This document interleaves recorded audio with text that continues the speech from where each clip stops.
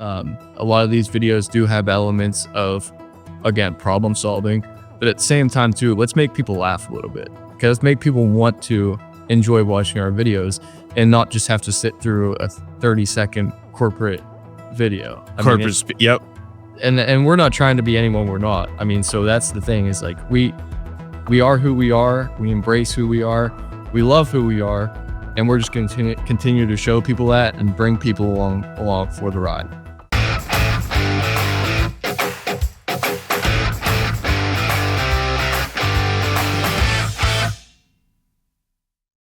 Thank you for joining the Missing Half podcast, where we're discovering what's missing in manufacturing and B2B marketing. I have a very special guest with me today, Paul Liebal from Mission Critical Solutions. Paul, welcome today. Yeah, thank you, Bill, for having me. I'm honored to be here and give people a little bit of an insight into how we build America in Bedford County, small town PA. Not a lot of people realize how much goes on out here, but there's a lot of cool things, and we are building America. So happy to give people insight. Paul, I think that's a great, let's just talk about that for a second. When we think about central Pennsylvania, right? Often when the politicians talk about us, they say, there's Pittsburgh, Philly, and Alabama in the middle. Well, we're talking about Alabama right here in the middle, right? We've got Bedford County, we got Somerset County, Indiana, Blair, Center County. I mean, there's Cambria County. There's a lot of manufacturing that historically has happened here in southern central Pennsylvania, because you get to the northern part, you get to the forest, and there's a lot of trees. But down here, I mean, there's a tremendous history of manufacturing, whether that was mining and steel production, which was probably a generation or two ago, or just a lot of heavy industrial manufacturing that occurs today. This is an area that has a lot of capacity and ability to perform for a company. So maybe talk a little bit about that and what you guys are seeing at Mission Critical Solutions. Yeah, no, we're seeing a big emphasis put on manufacturing recently, which is nice because, as you said, I mean, our area has such a rich history of manufacturing. And I don't think it was talked about enough, at least growing up for me. My dad worked in manufacturing. My grandfathers both worked in coal mines. So it seems like that blue collar trade has been around forever, but no one really talks about it. It's just one of those things you go and do it. And, you don't talk too much about it when you get home from work, which is interesting. So I didn't know much about manufacturing getting into it. I'm still learning a lot about it. But I know for our area too, I mean, as far as workforce, Bedford County, I mean, we've got a strong blue collar workforce. And especially, just the way college is going right now, I think a lot of people are understanding that, I don't necessarily have to go to college, to create a good life for myself. And so I think that manufacturing is coming back. And then, I think companies are starting to understand too that, you may be able to go overseas and get product a little bit cheaper. But if you keep manufacturing in the States and you keep these blue collar areas above the water, the economy is better off for it. Yes. So I do see a big emphasis on it, and hopefully that emphasis just continues to grow a little bit because it's just been such a part of our history for so long. One of the things I think we're seeing, and the companies are really looking at nearshoring or, not looking at offshoring, is the fact that when we look at really heavy industry, the shipping costs are so huge. And then also the disruption from COVID and the supply chain problems that occurred. Nearshoring has certainly been part of, like, what do they call this, fragility testing, or just making sure that we have a good supply chain. And I think especially when we look at like the industry you guys are in and some other heavy industry, you just can't afford to ship this stuff.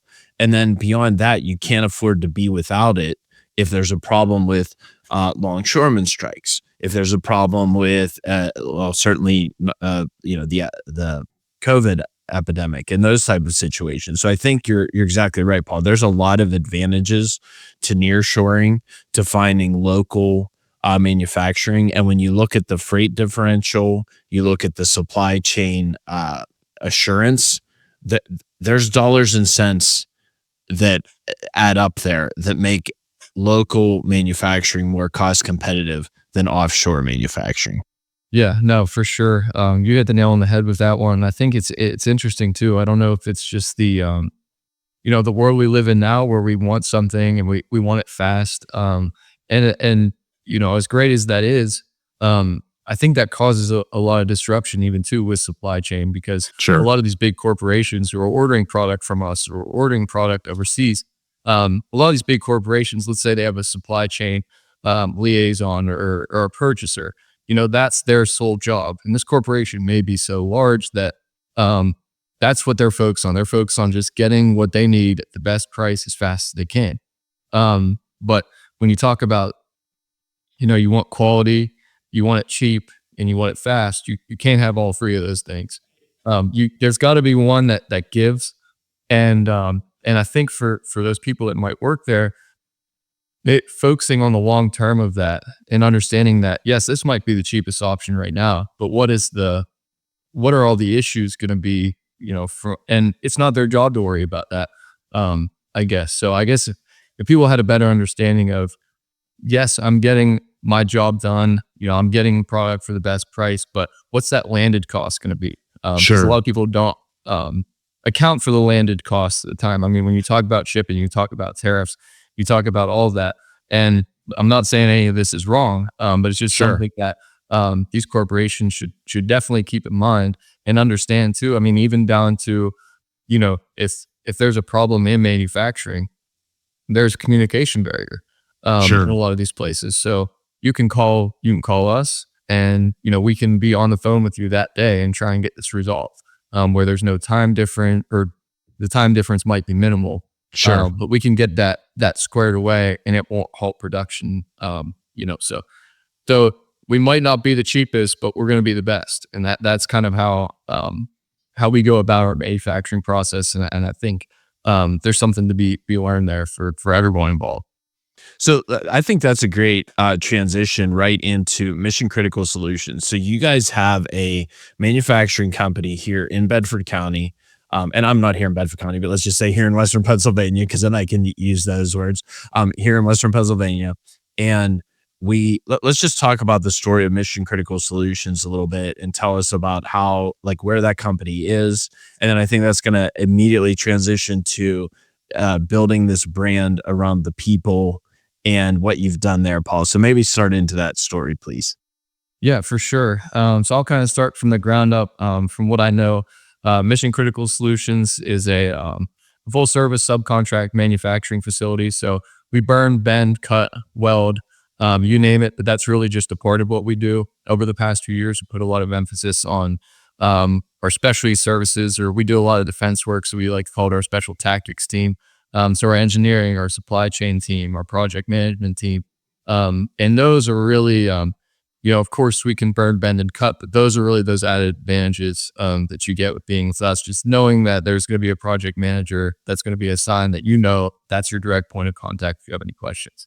But as far as the company in general, the company was started in 2008.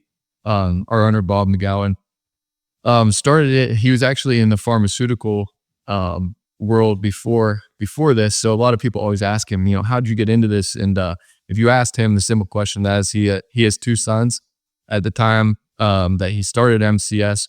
They were younger, and he didn't want to be on the road all the time. He wanted to be at their football games. He wanted to be at their sporting events, and Sure. he saw that there was a need in the manufacturing sector for um, kind of a one-stop shop. So he stopped what he was doing. He started MCS, and at first it was a lot of just one-off jobs that people needed in the Bedford County community. Kind of grew a presence that way, and then within the past 3 years, we've really seen this major shift to where now we're not a job shop anymore. So we do focus on the production runs. We work in transportation, defense, energy, mining, and rail. So we work in a lot of different sectors, which is nice. So one sector might be slowing down work a little bit, you might put emphasis on another sector of work. So to be able to leverage that is really nice. And then we're really putting a big emphasis on quality right now. So we got a lot of new quality equipment. So we just got a CMM machine, which is a pretty big investment for a company of our size. And it's just really, now we like the place that we're at. Now it's just how do we make the most efficient that our customers Sure. can get the most out of us, and still have that small company feel to it. Sure. So now it's really just refining a lot of things. And we're definitely not perfect. We're not trying to say that we are. We do have our days, but for the most part, I think we've got a pretty good idea on where we want to go, and we've got a vision for the future that we're really excited about. Paul, I love that. And I love that framing of, an overnight success after 12 years, right? Yeah. Because everybody loves to see the view that you have, but nobody wants to see the climb, right? Because that's Uh, always the tough part. But no, congratulations to you and your team, and the leadership there for what they've been able to accomplish. That's amazing.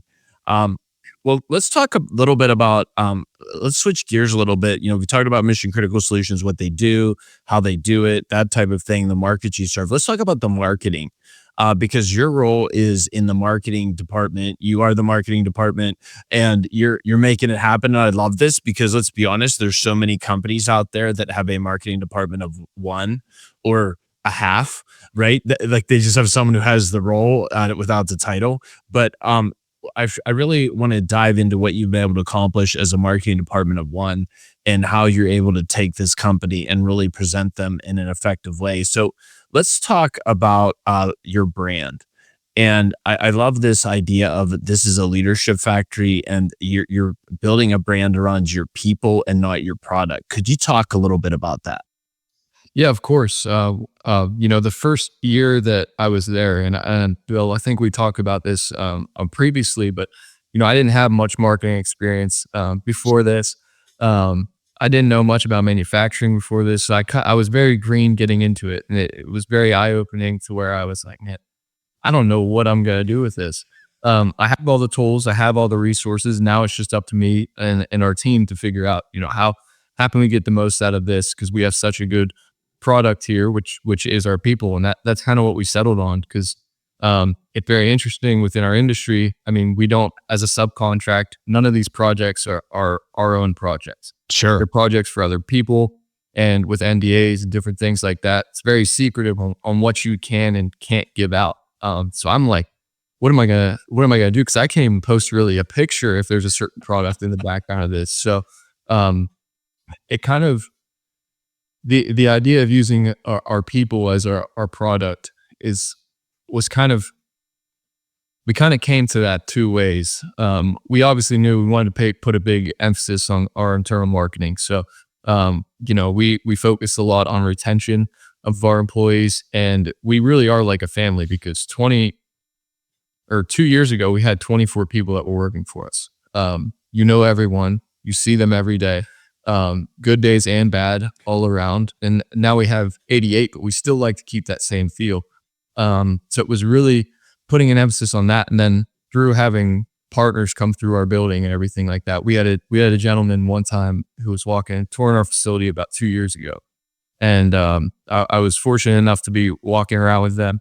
And he said, it really strikes me. I've toured a lot of manufacturing places, and this is the one manufacturing company I've been to where every single person here treats treats this place like they're the boss in a good way. Like Sh- they take ownership that this is their place. Sure. And so that's kind of where our leadership mindset really took off, and it's just become this thing now where we're known for our people and we love it. We've got a good cast of characters where we're at, and they really we wouldn't be a company without the people who work for us and show up Sure. every day and put their best foot forward.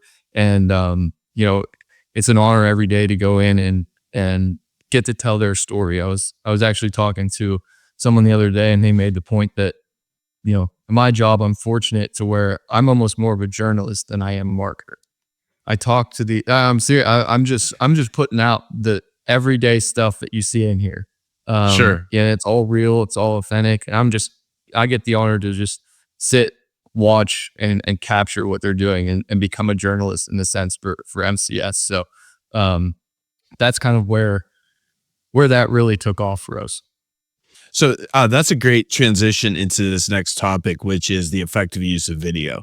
And you have developed a mic'd up series where you turn your employees and your fellow team members into characters, as it were.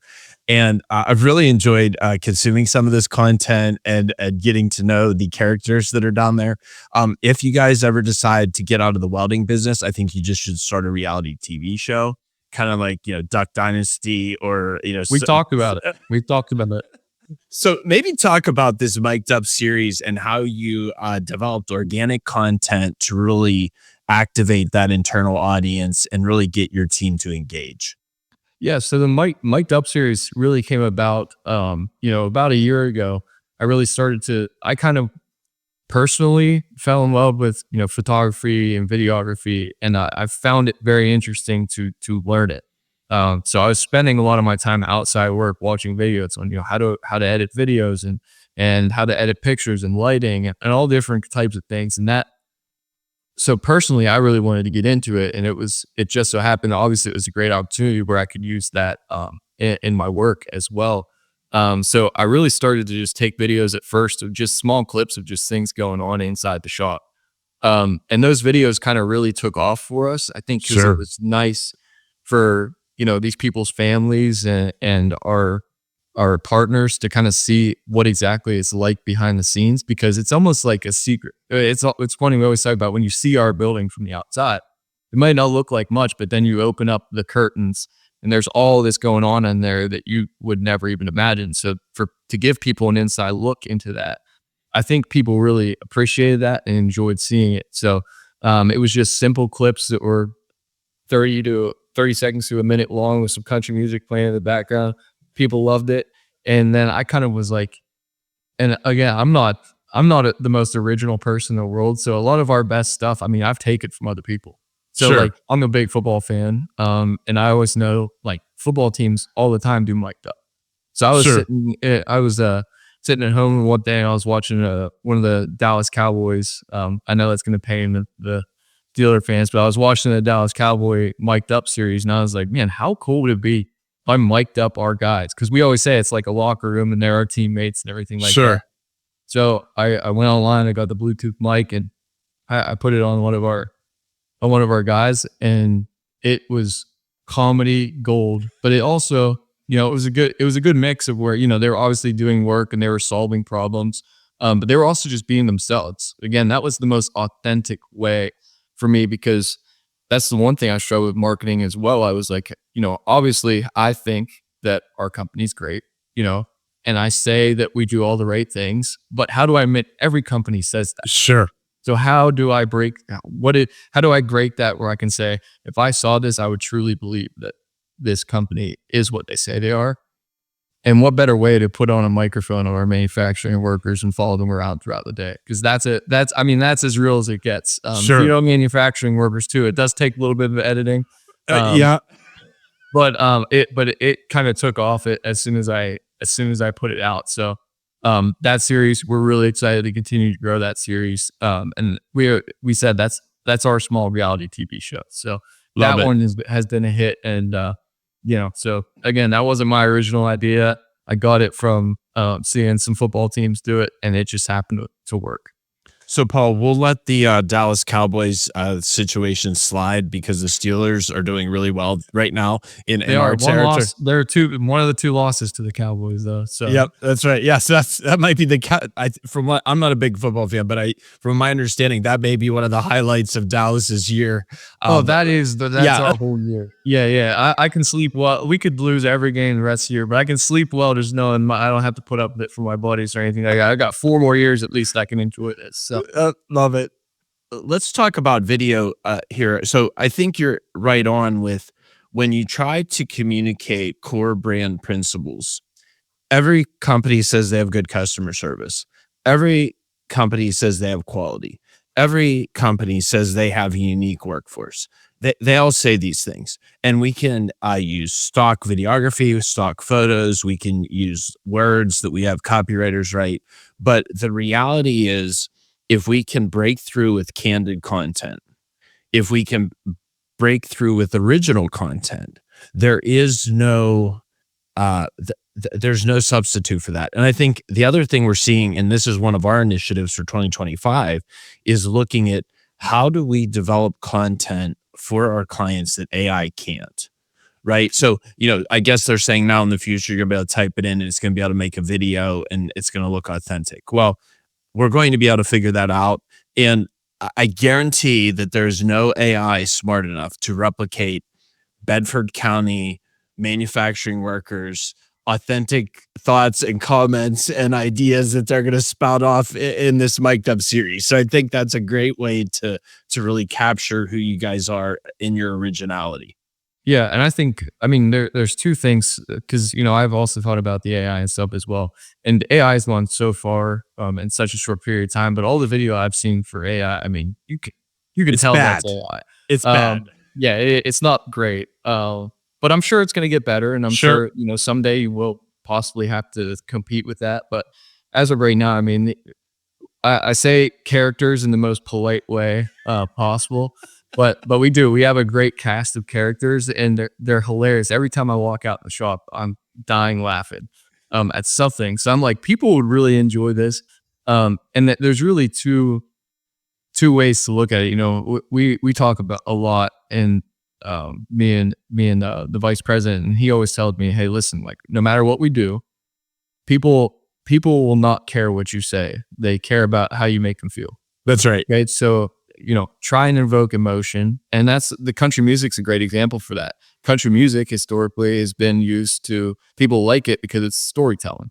It Sure. invokes some type of emotion. So whenever those lyrics kind of match exactly what's going on, and it's just where we're from, that's what those guys like. I mean, it's a simple thing. But now we can't have a video without country music because that's what people are waiting for. Sure. And so I think it's a fine line between, we obviously want to show our capabilities through these videos. A lot of these videos do have elements of, again, problem solving, but at the same time too, let's make people laugh a little bit. Okay, let's make people want to enjoy watching our videos and not just have to sit through a 30-second corporate video. Yep. And we're not trying to be anyone we're not. I mean, so that's the thing is like we are who we are. We embrace who we are. We love who we are, and we're just going to continue to show people that and bring people along for the ride. Today's episode of the Missing Half podcast is brought to you by 50 Marketing, where we solve marketing challenges faced by manufacturing and B2B companies. Whether it's planning, execution, measurement, or optimization, consider your problems solved. If you're struggling with your website, social media, video, or marketing automation, look no further than 50 Marketing. And this month, you can save 50% on your strategic roadmap session. Get access to all of our experts and strategic support for your 2025 marketing plan. We'll help review your strategy and budget so you're ready to hit the ground running. Marketing strategy and budgeting for 2025 solved. Visit 50marketing.com/strategy today to claim your offer and mark your marketing problem solved. So, Paul, I want to shift gears a little bit here. You are a marketing department of one. And I think I would be remiss if I did not point out how unique your situation is and what your company has in you. And full disclosure, Paul did not pay me to say this. He doesn't even know I'm about to say this, so I might put him on the spot a little bit. But many manufacturing and industrial companies have marketing departments. And they have relationships with agencies to execute a lot of their work, and that's where we live. And we're very happy for those relationships and those opportunities. But Paul, you've been able to basically DIY this whole situation, and I think like you've taken on video editing, you've taken on video capture, you've been doing that work. And I think I had a podcast with someone, Renee, just a couple weeks ago, where they had the very fortunate opportunity that one of the owner's sons was into video. So they were able to explode into video really quickly, which wasn't an opportunity for many of their competitors because of the costs and the amount of difficulty to entertain that otherwise. So maybe talk a little bit about like this do-it-yourself journey that you've been on as a marketing manager, one person shop, and how you've just kind of jumped in, learned new things, and delivered for MCS? Yeah, well, first of all, I appreciate you saying all that. I really do. But it is not a do it yourself. I mean, I guess do it myself, but along the way, I've had great mentors. Sure. We had done some work with some agencies and things like that before when I was a very extremely green what we were doing, and I've gotten the privilege to talk to a lot of different marketing people from these companies we work for and stuff. So I've had a lot of good mentors over the past 2 years almost. So I definitely, I would be remiss if I didn't thank those people Sure. for helping me out and for my company being patient with me as well, trying to learn it all. But I think again, now we're just reaping the rewards of that hard work, right? I mean, maybe it's my background of college football and all these different things, and it's just I've always been the type where you know I'm not going to let someone else dictate, I'm not going to let my circumstances dictate. And I have great circumstances where I'm at where they're giving me all the resources in the world to take this as far as I want it. Now it's just up to me to go out there, learn it, execute it, and continue to grow. Right. So, I got a nice camera and, they help me with lenses and they help me with the stabilizers and everything like that. So anything that I need on that end, my company, they don't even hesitate. They're just like, hey, get what you need and go do what you do. And they give me a lot of creative freedom as well. Sure. I remember, there was a point my first year where I was wanting answers on everything. I didn't want to put one thing out without just double checking, making sure it was okay. And my boss said, "Hey, listen, you know what you're doing, okay? And sometimes it's better to ask for forgiveness than permission. So just go do your thing, okay? And if you put something out that's wrong, we'll let you know. But I don't ever want to hold you back from what you're doing." And when you have that support behind you, it just drives you to be the best version of yourself. And again, I believe in the company vision. I believe in the Sure. culture. And so I have an opportunity to where I can really make an impact to take this company where we want to go. And I think that's interesting. And for someone my age as well, Sure. to be able to have that voice and have the impact. I mean, I have a lot of friends that work at big corporations, different things like that. And, that's great. And I'm not knocking that for sure. And they'll ask me where I work and they're like, "I've never heard, what is that?" And it's like, yeah, listen, I know it might not be a Fortune 500 company, but I Sure. have a seat at the table. Sure. I have a voice and I have an opportunity to, again, just, put my fingerprint on this journey. So, um, again, wasn't easy. Still learning a lot. I'd be Sure. lying if I said I was an expert. I'm definitely not an expert yet. But I'm hoping that I'm on my way there.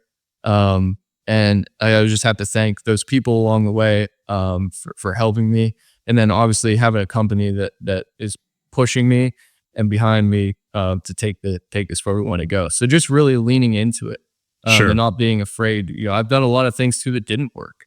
We're talking about all the things that did work. Okay, there were a ton of other things that did not work out so Sure. well. So again, I appreciate or focusing on the good things, but Well, let's jump. 50% of it was not good. So, what is it? What do they say? You wash, rinse, repeat. Okay, and that's what I keep in the back of my mind when I'm starting a new strategy or trying something new. That, hey, this might not work. If it does, great. If it doesn't, then we'll wash it. We'll go to the next thing. So, Paul, I think that's very. You have a great perspective and great self awareness of what's happening in the market, because I think there's a couple of things you said. Number one, as a marketing team of one, you can um, do it somewhat yourself, but that you have to have a company that's patient. A lot of folks that we talk to that sit in your seat have companies that are not patient at all. Like, it's like, how are you launching this new website in 60 days? How are you launching 20 YouTube videos this quarter? And when those folks run into that um, requirement or those higher demands, they're having to lean into agencies or relationships with people like us or the other folks you've worked with, because there's no way in the world that one person can execute the day to day and then all of those major projects, right, simultaneously. The other thing I think, and this may be something that what's missing, is, whenever we see marketing managers struggle, and I think if you have a 50% success rate, you're killing it.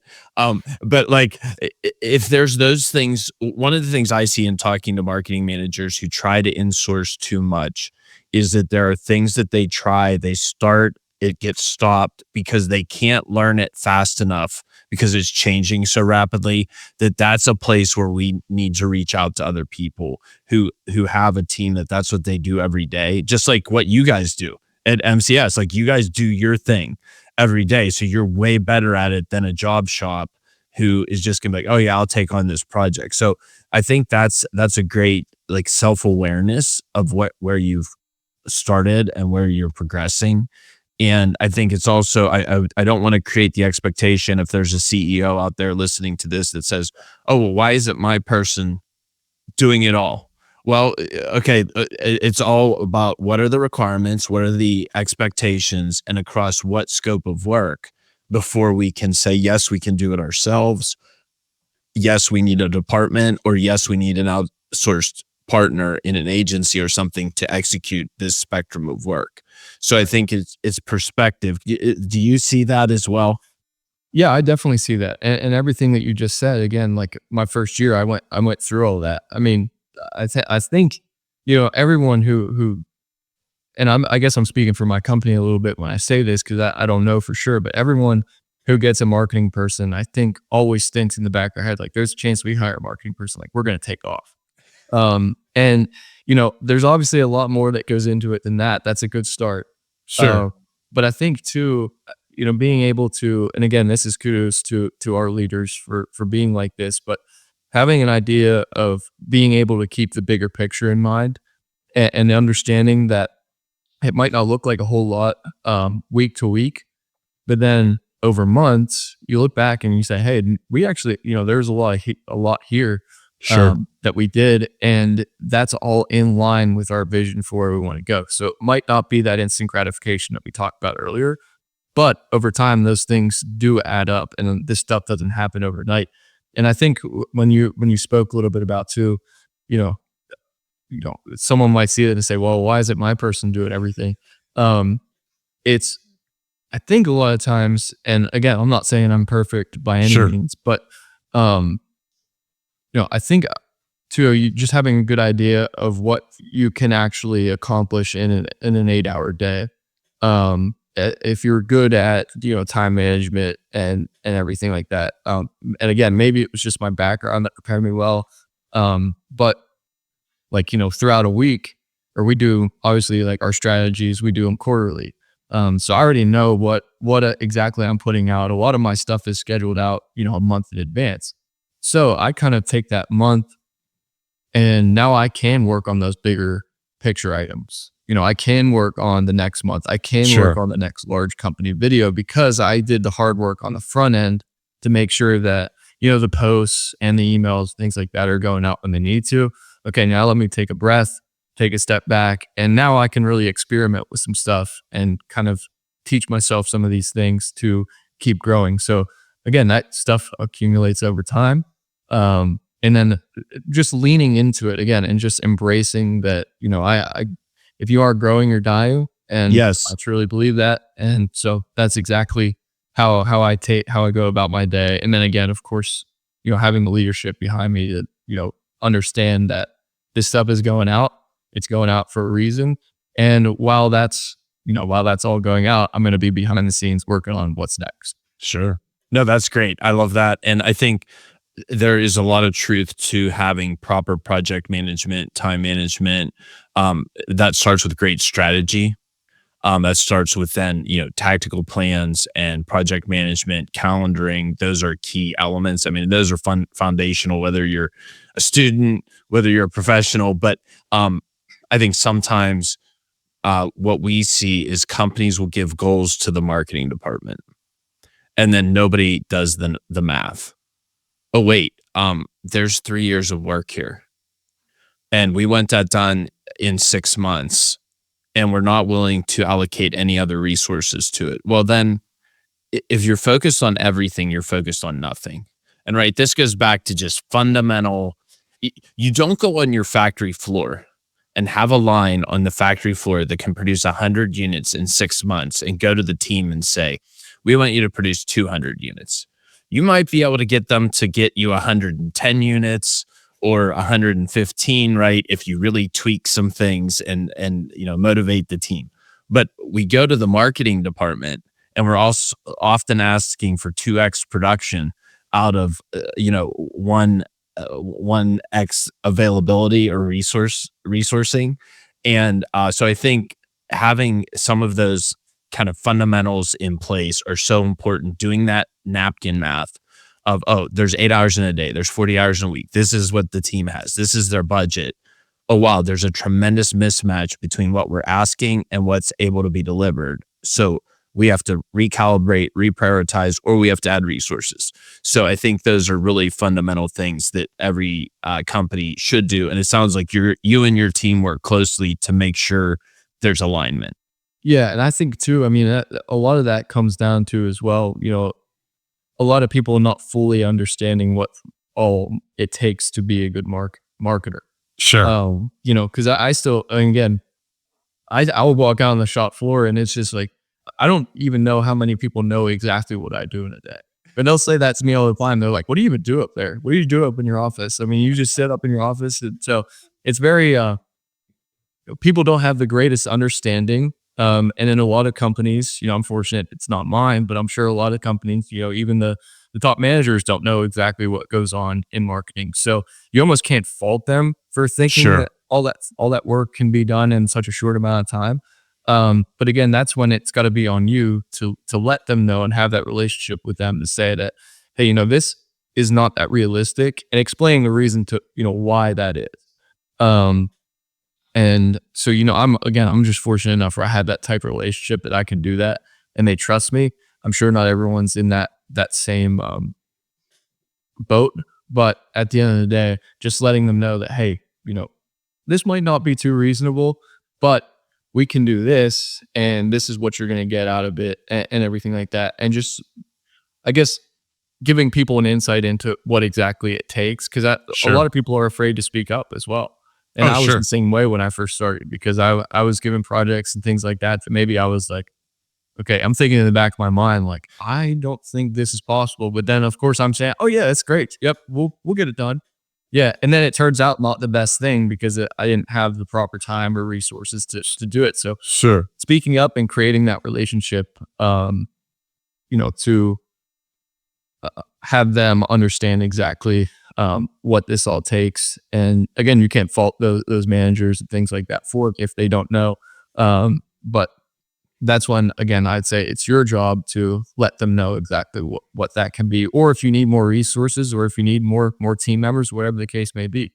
And again, I'm just in a very unique situation to where, it's possible for us, but in 2 years from now, hopefully we're big enough that we need a whole marketing team and not just me. But well, and Paul, I think you're right on there. One of the things we've been hired to do a lot lately is, and we see this growing in the future, is we just come in and do strategic assessments, strategic marketing assessments, so that we can help top management, and certainly in organizations that are bigger and more diffuse and don't have the touch points, it's more appropriate. But where we go in and do a strategic assessment to really provide some reality checks on the scope and the ambitions of management with the reality of what's on board. And then, obviously they can make decisions of reprioritizing, adding resources, reducing the scope, or reducing the ambitions of the organization. But that is becoming, I think,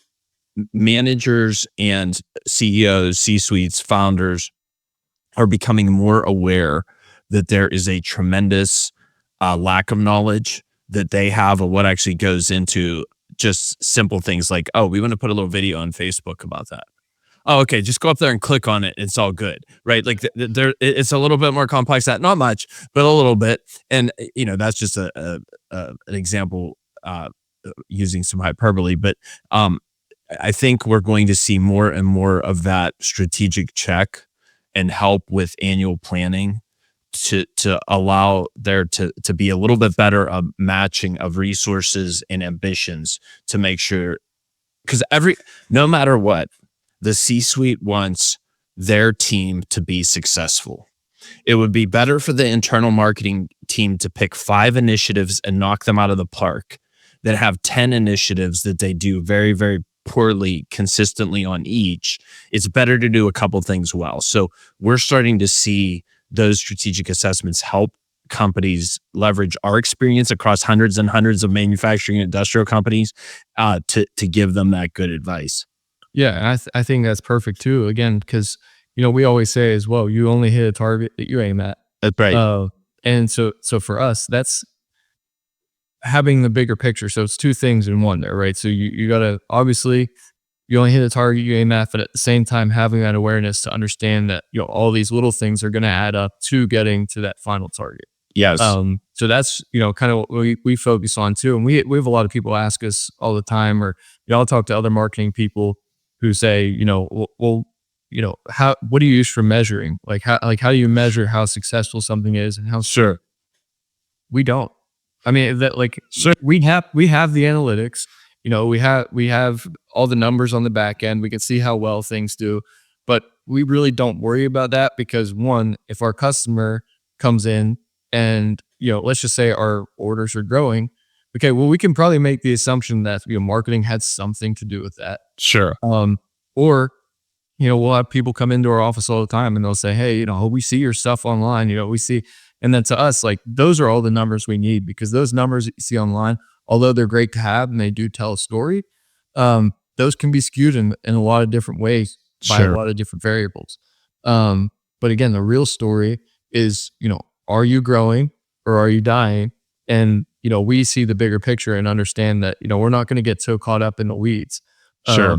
Of how many likes we've got on a post or, how much engagement we have on this email, and just understand that there's a bigger picture surrounding that.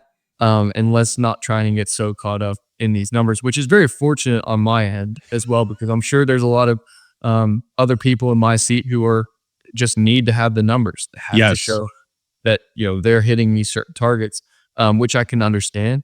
But we also understand that we're in a unique situation where those numbers do tell a story. Sure.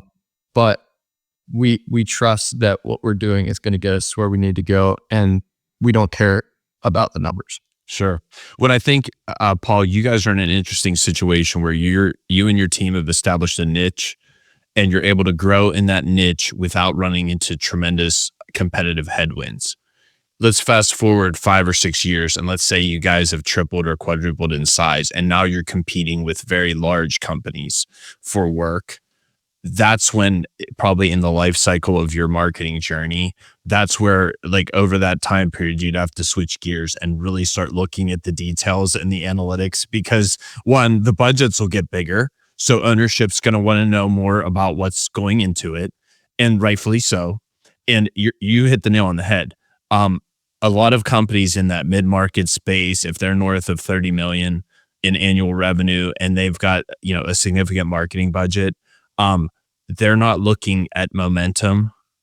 They're looking at momentum plus all the details and every analytic that builds up to that momentum, right? So I think what that speaks to though is like the entrepreneurial nature of the journey of MCS, where you guys are in your life cycle, right? You're not mature, you're growing and you're young in the business, and it's on that trajectory. So I think that's just a recognition of where different companies are in their life cycles. And but yeah, and we're not going to spend a whole lot of time on measurement and those details because we could spend an hour on LinkedIn analytics just on like, yeah. So I mean, that's like a whole rabbit hole we're gonna avoid, but there's a lot to that. And then as you guys mature, you'll see more engagement there, and in your career, you'll have to embrace that more because that'll just be such an important thing. Paul, what advice would you have for companies trying to balance content creation that is super polished and super organic? Because I think you guys have done a really nice job of having what I would almost call the best of both worlds. It looks really good, but also knowing that you guys haven't brought in like a 5-person production team and spent a ton of money to accomplish what you've wanted to do. Yeah. Well, I would just say, with everything that we do, and we've talked about this before, we want quality over quantity. Okay, Sure. because we understand that the quality of what we do is shown in everything that we do. Okay, so Sure. whether that's a video, whether that's pens, whether that's business cards, whether it's printed material, or whether that's a big project that's going out, we want it to be quality. We want people to see it. So you have to have quality, but at the same time, you have to be relatable. Okay, so I'd say that's where it goes. And we're in such a unique market and a unique time in all of our lives to where social media is obviously taken over. Sure. So you can go on LinkedIn and you can go on Instagram and X and all those different places, and especially LinkedIn, you can find so many videos that are just so corporate, and it drives me nuts. Like, it Yeah. seriously does. Like, I understand that it drives me nuts because I know probably how much you might have paid for that Sure. and whatnot. And they're great videos. Don't get me wrong, but there's something to be said for something that is relatable and something that is organic, and it's fresh. Okay, like it's a lot of times what I see, at least, it seems like just like anything, trends always come back. Okay. Sure. So, we started out with the organic, almost homemade style videos because that's the best we could do. Okay. Then we started to get advanced technology. Some companies started to do really good, more like corporate videos. And you saw a big uptick in that. And now I think we're almost going to come back around to like let organic, because that is different and it's Sure. fresh. And so I think, we got luck again. We kind of got lucky. And I always say luck. We always talk about that one of our leadership characteristics, we have like a list of 12 characteristics or phrases for leaders. And one of them is that, hard work often, disguises itself as luck. Sure. So I say we're lucky. Obviously, there was work that goes into it, but to where, again, like you said, we are in this unique spot where it's high quality stuff. We have good camera, we have good equipment, some decent editing skills, but at the same time, it still feels original and it feels Sure. authentic, and that's who we are, and that's who our partners that have been with, like our partners who have been with us. A lot of them have been with us for many years, and they stay with us because, again, we understand who we are. We're not trying to be anyone we aren't. And our videos and everything that we put out have to be in line with that idea. Paul, one of the other things I want to ask you about is you have worked really closely on building this people culture brand. And there's a lot of companies out there who are struggling with that. And I think one of the keys to your success has been the fact that you have access to, you are in close proximity to every day and involved every day with the folks on the factory floor and in all aspects of production. How critical is it for a marketer and even, let's say, an HR director and HR people who are going to be involved in recruitment marketing and creating that brand to attract that person who is like matches the culture? How important is it for them to be on the factory floor, be with the team, and really understand what's going on? Well, it's extremely important for multiple reasons. As far as marketing, I mean, you have to be able to understand what's going on, obviously, to market it well. And so for me, I spent a lot of time on the shop floor. Like, again, I always go back to last year, whenever I was first starting out. But last year, again, there was a day where I think I was talking to my boss. I'm like, man, I'm not exactly sure what's going on out there. And he's like, I want you every day to take your laptop out there and just sit out there for an hour.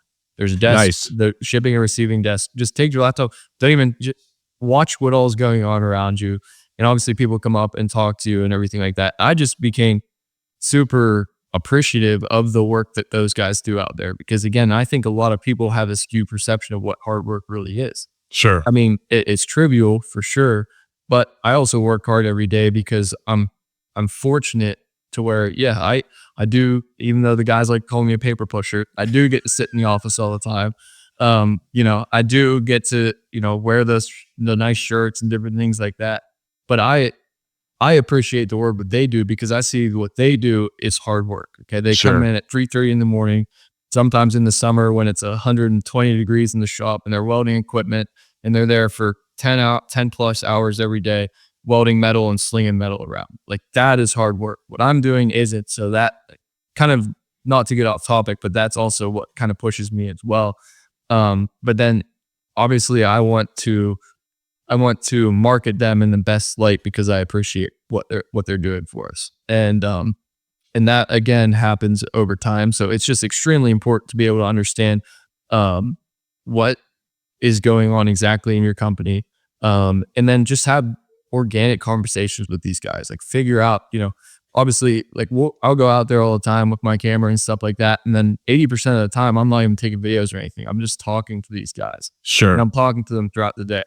Paul, one of the things we like to talk about in the Missing Out podcast is what's missing. So, and maybe not like negatively, but just like what you're looking forward to when you think about your strategy for the rest of this year and next year for marketing. Like what's on the horizon? What are you excited about?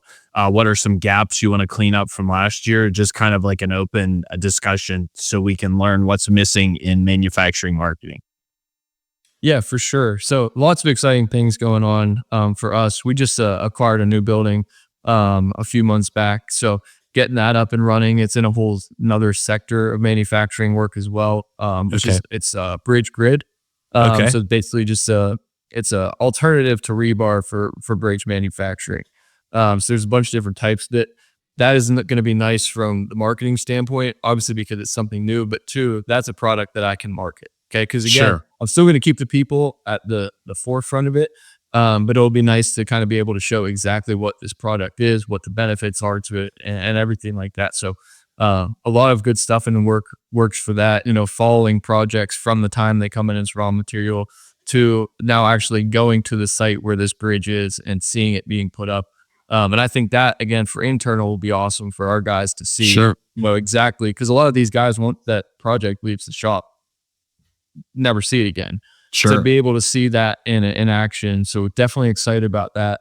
We're going to have some probably by this time next year, we're going to have a couple of our own products, mission critical Nice. products. So those have been in the works for a while now. So I can't say too much about that, No, yeah, obviously. yep. But maybe we'll talk again, just Yes. talk again soon. And, I'll be able to share some more on that.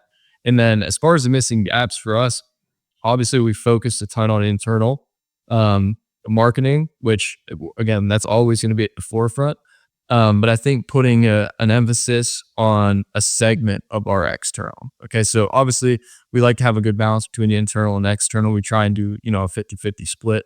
But almost taking that external and, branching off from that, figuring out like who are the people that we need to target and, really kind of catering towards them, one avenue catering towards those people, Sure. because I think that's one thing that I've missed out on is yes, the videos are great. Our guys love it. Our guys' moms and girlfriends like to see it online. That's fantastic. But we're getting to the point, let's be aggressive with those external, and so working through that, this upcoming year is going to be exciting and, definitely going to be a challenge, but obviously, I look forward to that. And next year at this time, I'll be happy to have gone through those challenges and look back on it and everything like that. So there's tons of exciting stuff going on, and just blessed to be where I'm at. So No, and with that's a good company and with 88 other people who also believe the same thing. When you have that many people going towards and believing in one mission, that good things are going to happen. So. no, that's great. Well, and Paul, I think your introspection and awareness are correct as you transition from internal marketing to a bigger focus on external with these actual products where you can actually talk about them, Yeah. right? And actually features, benefits, story, activating that market, identifying those target markets. That is going to be a new approach for you guys, but I think you've got the right ideas around it.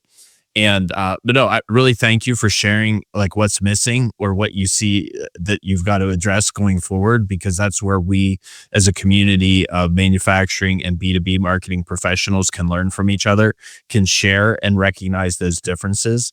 I think a lot of folks who are in your seat in other companies who are more mature in the external marketing can look at what you've talked about today and the journey you've been on with your internal marketing and see that is something that's missing at their organization. So like we can all learn from each other, which is what this podcast is about. Well, Paul, I just really want to thank you for coming on and sharing your journey. And we'll forgive you for rooting for Dallas. But other than that, everything was great. I might have them edit that part out because I don't know. No, I'm just kidding. But like, no, it's just been a fantastic conversation. I would love to run this back in a year and understand what was missing in the product and external marketing, what you learned on that journey and how that went, because I think that would be a great, we're going to mic Paul up on his journey and see what happens as MCS diversifies, adds new products and goes to market. Yeah, let's do it. I look forward to that. I don't think you'd have to do as much editing on mine as I might have to do on Mary's out in the shop. But no, I want to thank you, for giving me this platform to talk and share my experiences. And because like I said, it wasn't always perfect, and it might all seem great.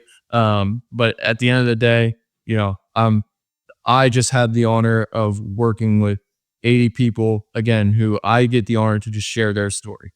They Sure. do the hard work. They sling the metal around, and then I get to show exactly what they do. And so, and a lot of times they do the work for me. Definitely excited to get on the external, go forward with the external marketing, learn a lot more about that. But again, just appreciate you giving me this opportunity to talk about it, and to shed a light on, our guys in Bedford County, because they're doing some great things. They're building America. And people they're like the hidden gems. Like we're Sure. tucked away in the corner. No one knows what they do. Sometimes their families don't even know, but I like to give them a little bit of insight because they do exceptional work, and make my job super easy. So thank you again. I definitely appreciate it. Well, Paul, you're a bright young man who is very conscientious, has a great career ahead of you. I'll be excited to tag along and watch, and then we will run this back next year and check in on you and your in Paul's mic'd up moment and see how you've made it. So thank you again. Let's do it. I'm excited. Thank you again. I appreciate it. Thank you for joining the Missing Half podcast, where we're discovering what's missing in manufacturing and B2B marketing. Please like, share, comment. Have a great day.